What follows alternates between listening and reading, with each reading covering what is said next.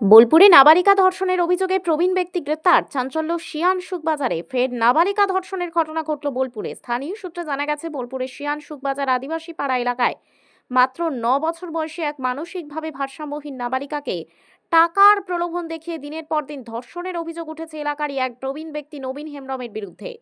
ঘটনাটি ঘটেছে সোমবার দুপুরের পর। অভিযোগ, মাত্র 2 টাকা দেওয়ার লোভ দেখিয়ে প্রবীণ ওই ব্যক্তি নাবালিকাকে ডেকে এই নৃশংস কাজটি করত। বিষয়টি প্রকাশ্যে আসতেই এলাকায় চাঞ্চল্যের সৃষ্টি হয়। স্থানীয়রা ঘটনাটি জানতে পেরে ক্ষোভে ফেটে পড়েন এবং দ্রুত পুলিশে খবর দেন। অভিযোগের ভিত্তিতে অভিযুক্ত নবীন হেমব্রমকে তড়িঘড়ি গ্রেপ্তার করেছে বোলপুর থানার পুলিশ। যদিও পুলিশের দাবি, প্রাথমিক তদন্তে এটি পূর্ণ ধর্ষণের ঘটনা নয়, বরং ধর্ষণের চেষ্টা। এদিন মঙ্গলবার অভিযুক্তকে বোলপুর মহকুমা আদালতে তোলা হয়েছে।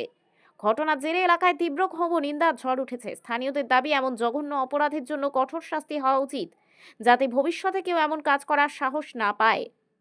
বীরভূমের বোলপুর থেকে বিশাল দাসের রিপোর্ট, তারাপীঠ টিভি।